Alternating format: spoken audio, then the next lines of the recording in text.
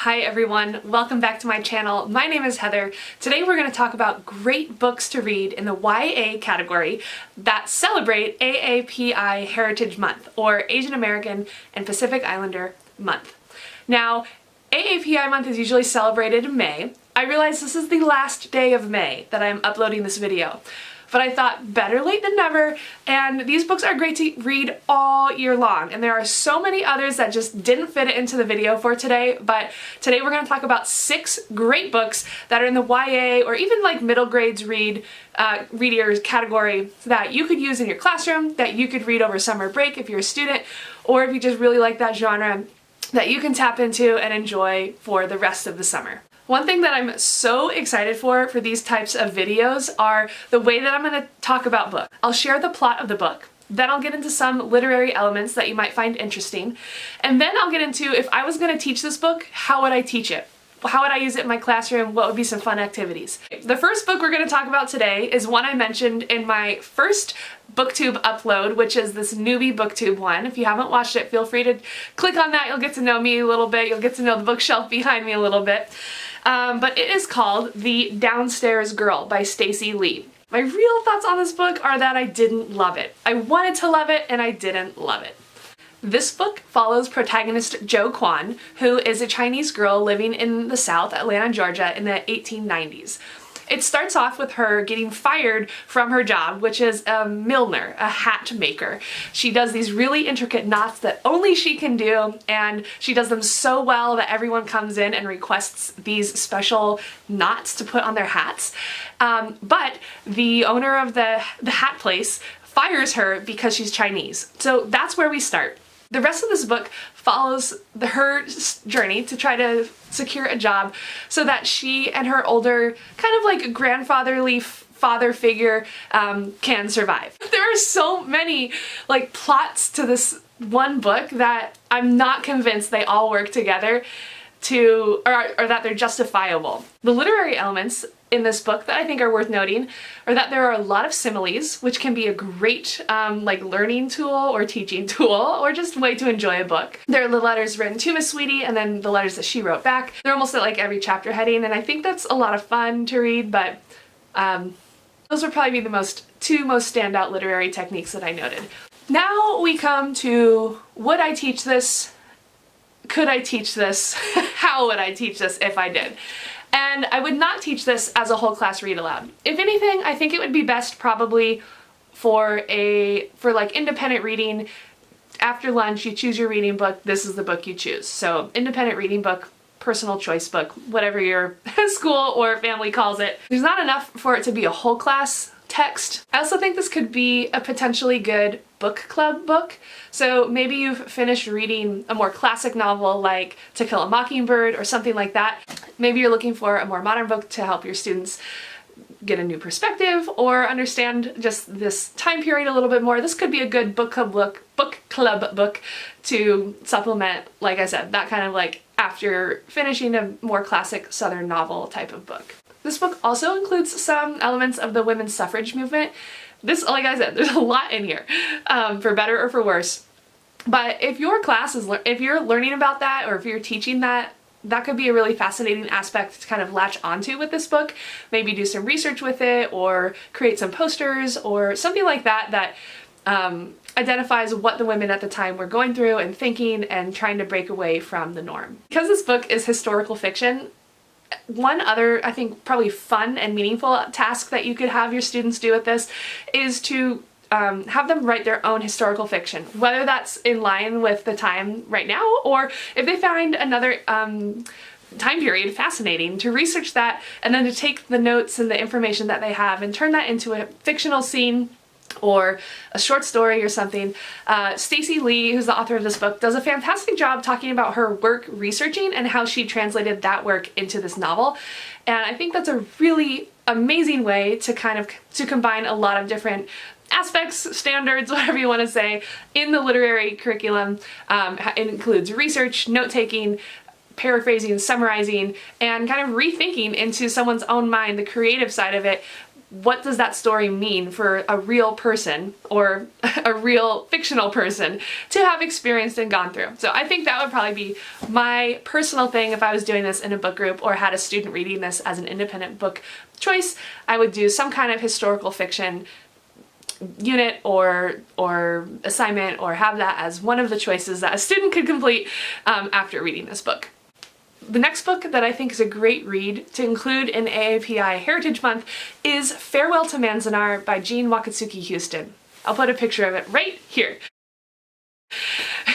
This is a memoir, so a nonfiction book, about Jeanne's personal experience being incarcerated in a Japanese internment camp, or some people say now Japanese incarceration camp, in California in the 1940s.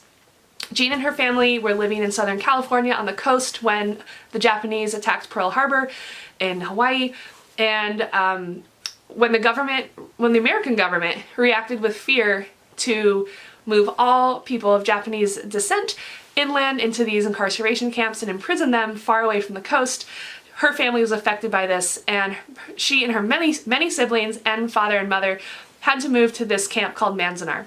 Her father actually got moved to a different camp, more inland, a little bit more severe, and this memoir talks about just the difficulties of reconciling with your own family members that you don't know because you've grown up with them, like her father was away when she was growing up, and reconciling with who you are as a person when the government says you're less than a person, reconciling with reintegrating into society that is somewhat indifferent, somewhat hateful, somewhat curious about you, and reconciling with yourself having gone through these experiences. So would highly recommend. I teach this book as often as I can. Right now we're doing it in 7th grade. It's the end of the year. It falls in line with AAPI month and we're almost done. We're in the last chapter right now. We're finishing up over the weekend, and it's just fantastic. Some literary elements that I always kind of bring students' attention to with Farewell to Manzanar include flashback. There are some chapters that are written in italics and written solely as flashback, or potentially like collected memories from the characters who were there. Jeanne wasn't there, so we talk about maybe why they were written in italics and versus just straight type. And there's also a lot of symbolism in this book.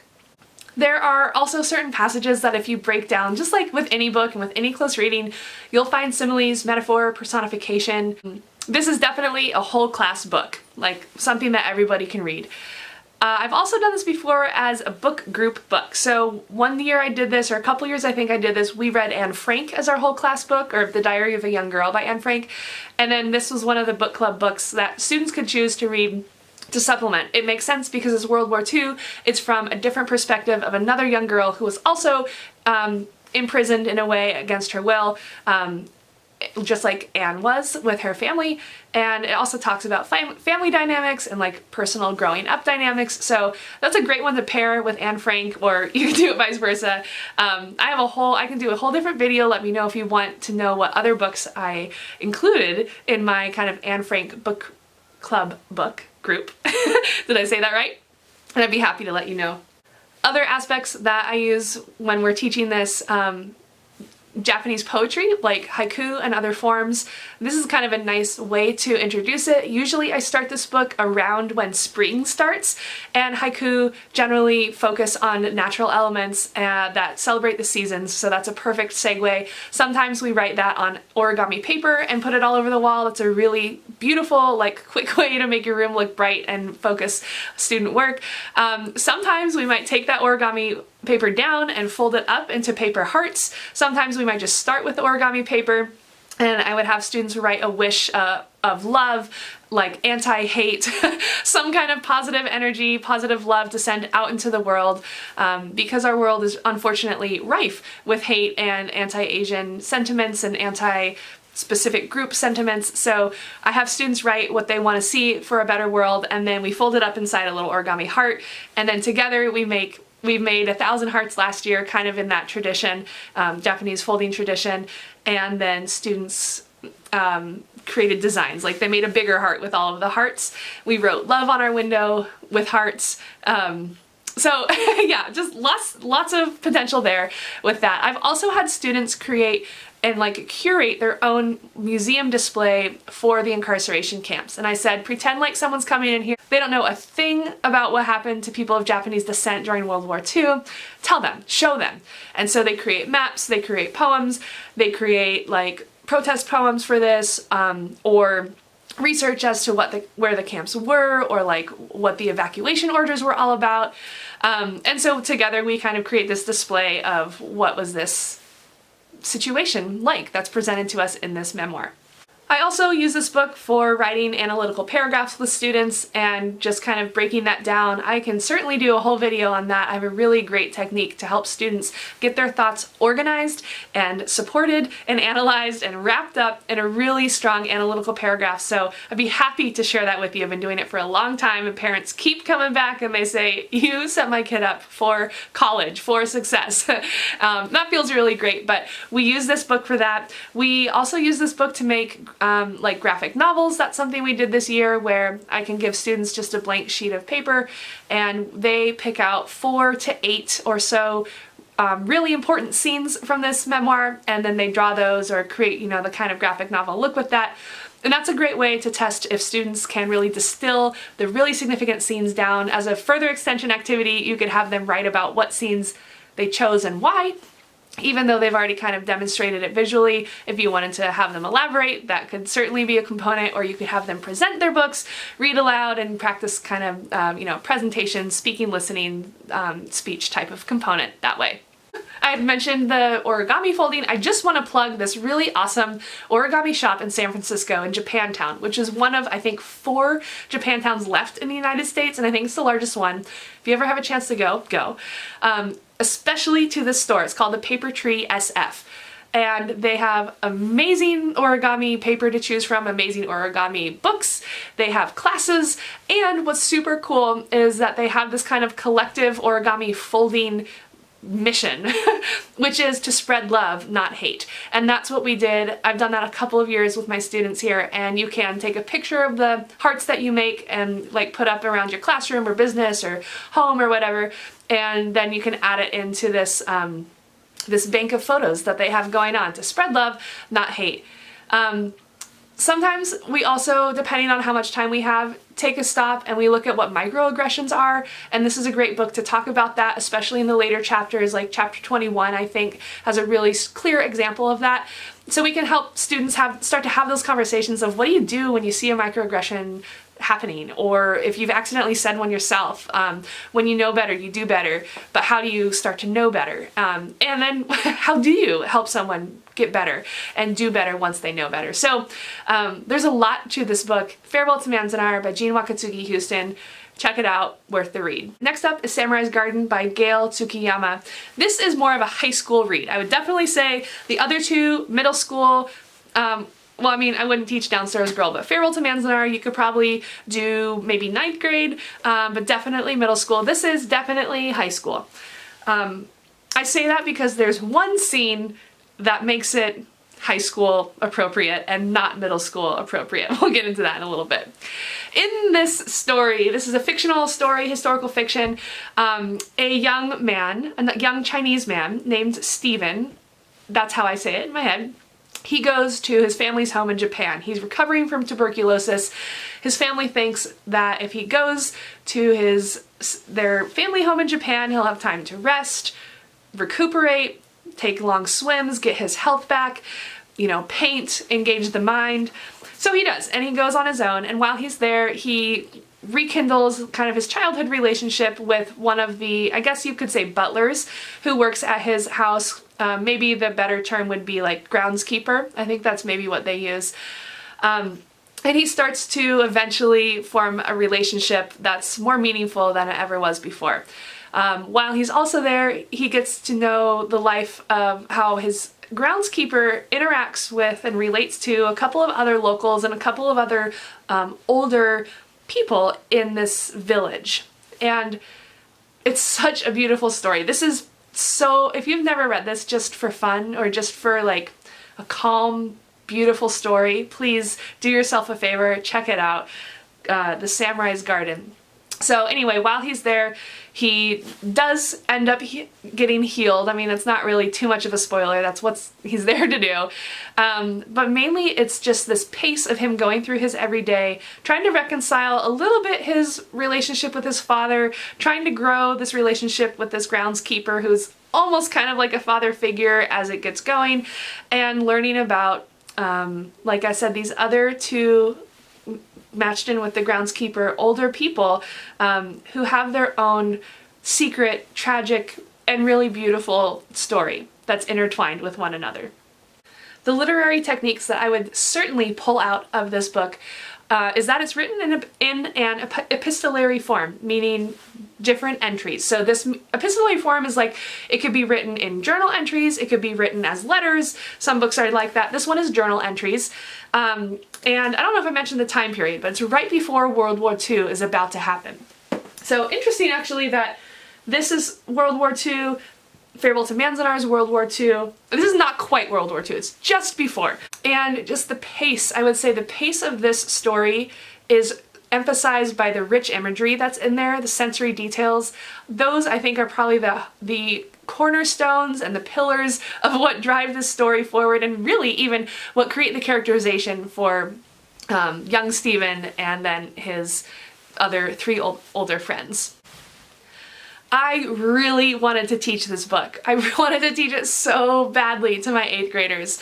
And I just couldn't. There's this one scene that that is his fantasy of some young women that he sees on the beach. It's nothing gratuitous, but it wasn't quite right for 8th grade. If you know, you know.